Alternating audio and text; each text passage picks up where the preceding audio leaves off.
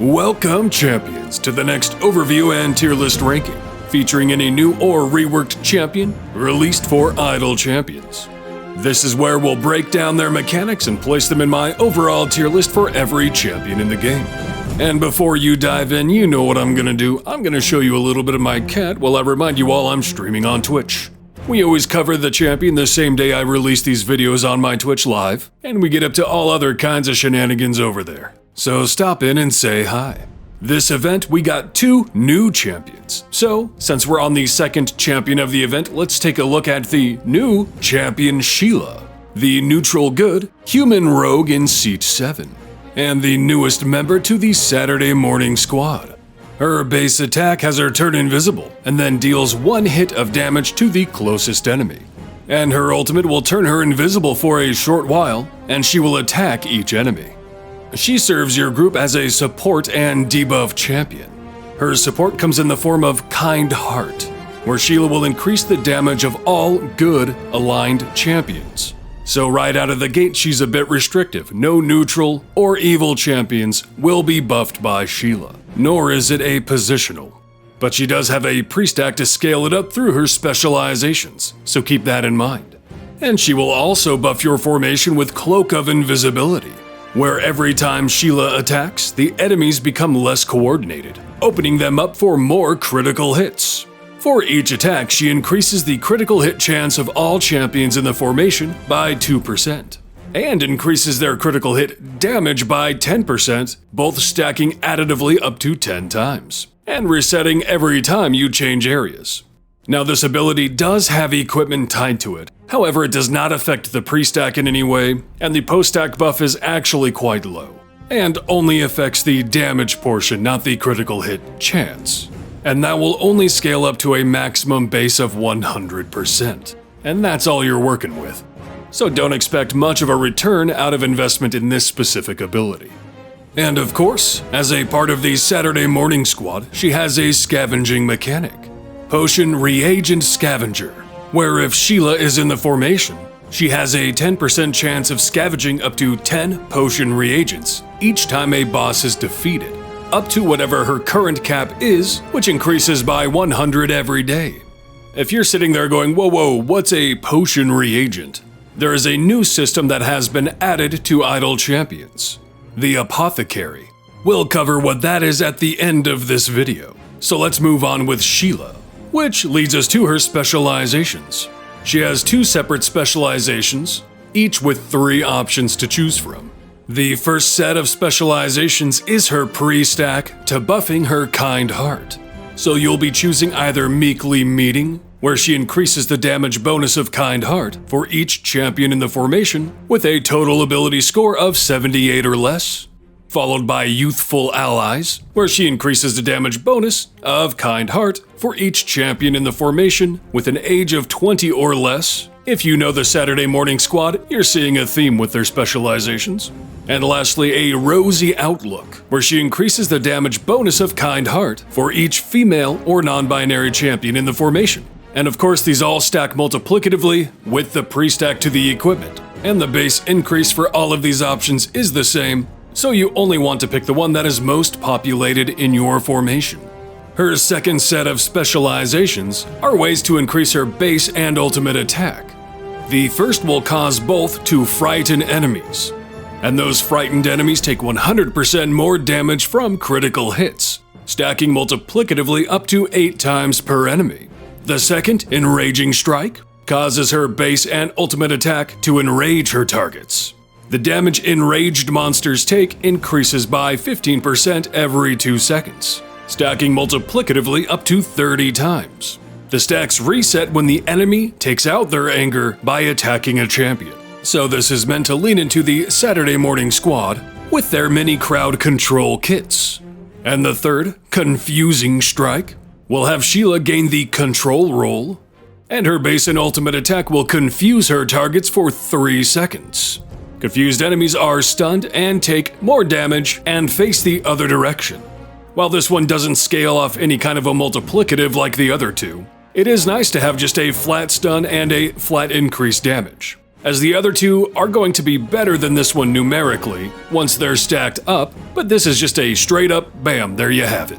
So what about her equipment and feats? Her equipment is a mixed bag, having an increase to all champion damage, an increase to Kind Heart, one for her Cloak of Invisibility, one for her first specialization choices, and remember this is the important one, the pre-stack, one for her Specialization 2 pick, and one for ultimate attack cooldown. Now the problem here is that while there's a pre-stack, and that's good, the buff to Cloak of Invisibility and her second specializations are not really netting you that much of a gain. She has one good source of scaling and the rest is kind of especially coming after someone like Volo who had 2 pre-stacks and another ability that scaled his main source of damage dealing. 3 ways to scale it versus her 1, 2 of which were pre-stack, to her 1. Now, I don't necessarily think everyone should be able to buff quite like Volo or Birdsong for that matter, but then they should offer some other mechanic, like within her own affiliation, you have Diana, who scales almost exactly like her, but Diana offers an incredibly important speed mechanic. You could argue that her mechanic is the criticals, and the critical increased chance is nice, but the critical damage buff is really just whereas compared to someone like Rosie who really does scale critical hit damage quite a bit. And you could also argue her Specialization 2 picks, as they are ways to debuff and crowd control, but at the end of the day a lot of those options just kind of feel flat. And when her seat has people like Jim and Vin Ursa in it, I don't foresee using Sheila in a pushing formation, or a gold or speed team either for that matter. So where does she belong? Now don't get me wrong, overall she's good, but not great. And like I said, I don't foresee using Sheila in a pushing formation, unless you dedicate to the Saturday morning squad, which again, still has problems. Overall, they have a pretty bad case of not good availability. And as I always say, I hope that Hank, cause we can assume we're getting Hank, has some way to pull them all in, or when he's available, they're all available, or just something. Saturday morning squad still needs a glue to bind them. There has to be something we get that brings it all together. Otherwise, they're pretty much going to be dedicated to a background farm for their scavenging mechanics, other than Diana for speed and Eric for gold. Unless that is their intention, for them to be run in the background, and if so, well, there they go. Oh, right, her feats. Take the ones for her first specialization and then whatever the hell else you want. Probably the ability score increases. So now, what about her achievement and variants? Her achievement is pretty straightforward and pretty easy. In fact, I got it by accident while working on this video. You simply need to score 10,000 critical hits while Sheila is in the formation. Stack her with other critters like Catti-brie, Wolfgar, Ravenguard. Throw Bobby in there with his feats, hell, and just hang out and crit. Her first variant will have her start in the formation. She can be moved but not removed, and you can only use good champions to match with her Kind Heart. This is fairly restrictive as a lot of main DPS are evil, but it still offers a lot of options out there. But might be a little hard to push really deep with if you rely exclusively on an evil formation, like I do, but I'll make out okay. Her second variant also forces her in the formation, able to be moved but not removed. And Karina joins the formation. Good champions next to Karina deal no damage. And you can only use champions that match her first specialization options, meaning 20 or younger, total ability score of 78 or lower, female and or non-binary champions. So another restrictive one, but that 78 or lower will always bring in the absolute adversaries, where you could always make Dirge a good aligned champion with his specializations. In the third, similarly, Sheila starts in the formation, where you're able to move her but not remove her. At the start of each boss area, Venger arrives on his nightmare, as an additional boss that must be defeated. Also starting at Area 51,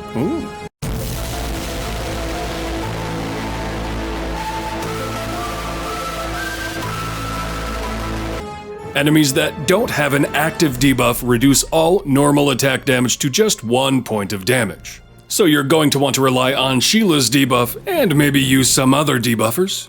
A standout is always Nova when you need to do this, as she will simply debuff any enemy that spawns. Now what about her availability? Baseline, it's not very good actually. She starts out locked out of Vajra, Zariel, and Strahd. But through her event rewards, you can earn a Charisma feat and an Intelligence feat, making her available for Strahd and Zariel, as well as every day one except Constitution. So a lot like Volo, locked out of Vajra and the day one for Khan. So what about her tier list ranking? Well, I already went on my rant about her and the Saturday morning squad overall, but again, she does have a pre-stack which is important in this game. Tyredack, you better not put her in the A-. Yeah, well, I'm gonna do it anyway, but I'm also gonna put this guy here, this one over here, ooh, this one's gotta move here, this one here. So anyway, the Apothecary system is a new addition to the game, and as you might guess, it's linked with potions. So what can you do with the Apothecary system? You have the options to distill, enhance, and brew. With distillation, you'll be able to break down potions you own into potion reagents. And remember, this is the same material that Sheila will scavenge.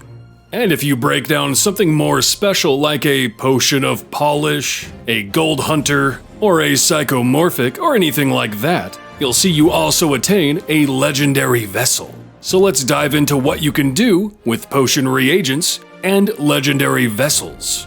With Enhance, you can start with the base of a potion type and work with it as your base up to a higher rarity of that potion type. It takes simply reagents to upgrade it up to epic, but the new legendary potion, not to be confused with legendary equipment potions now, I don't know why they just didn't name it completely different, but to do so you are required to have one of those legendary vessels, which are going to be a bit more rare. But as long as you don't mind a little FOMO, you'll be able to earn one a week on day 7 of the daily rewards. So we've covered Distill and Enhance. Now what does Brew do? It's essentially Enhance with less steps, but will overall require more reagents to work with. What you're doing is selecting which potion you want to straight up craft here. For all examples moving forward, we're going to be looking at wanting to have a large speed potion. If we were to brew it, it would cost 120 reagents. So now what about using a medium potion with Enhance? It would cost us that medium potion of speed and 96 reagents to make the large. So upgrading the medium to large is cheaper. You might ask then, well, how much does the medium distill down into? A medium would only be distilled into 6 reagents. So it is overall more cost effective to upgrade through Enhance the medium potion to large. Now you might be thinking, what if I brewed a medium and then upgraded that into a large? Well, a medium speed is brewed for 24. And if you'll remember, enhancing a medium to large is 96, which equals out to 120. So if you're brewing, you might as well just brew the large straight out since they both equal out to 120. And if you have mediums to spare, it will be more cost effective to upgrade those mediums into a large. So what's up with the legendary potions then? They're brand new and a rank above epic.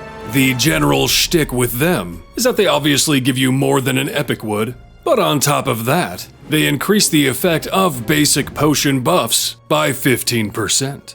Now, I'm gonna be real here, the best use of any legendary potion is the speed bonus. I would almost recommend never making anything else with your legendary vessels.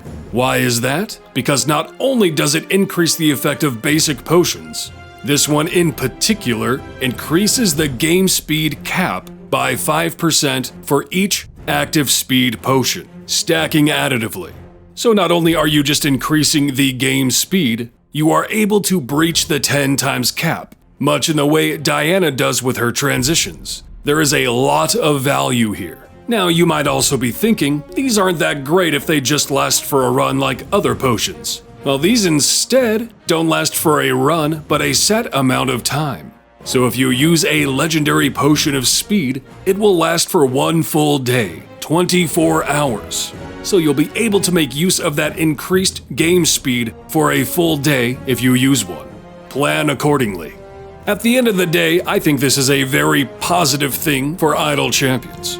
It's something to do with your excess potions if you had them, and overall you're getting more benefit out of it by being able to either craft or upgrade higher tiered potions and the specific types you want over just stockpiling garbage potions you wouldn't otherwise use. Thanks for stopping in and checking out Sheila and the Apothecary system. Hit that like, sub, and bell for me. Let me know what you think about Sheila and the Apothecary system. Check out my Twitch, join my Discord, all that babble. And more important than any of that, have a hell of a time out there, champion.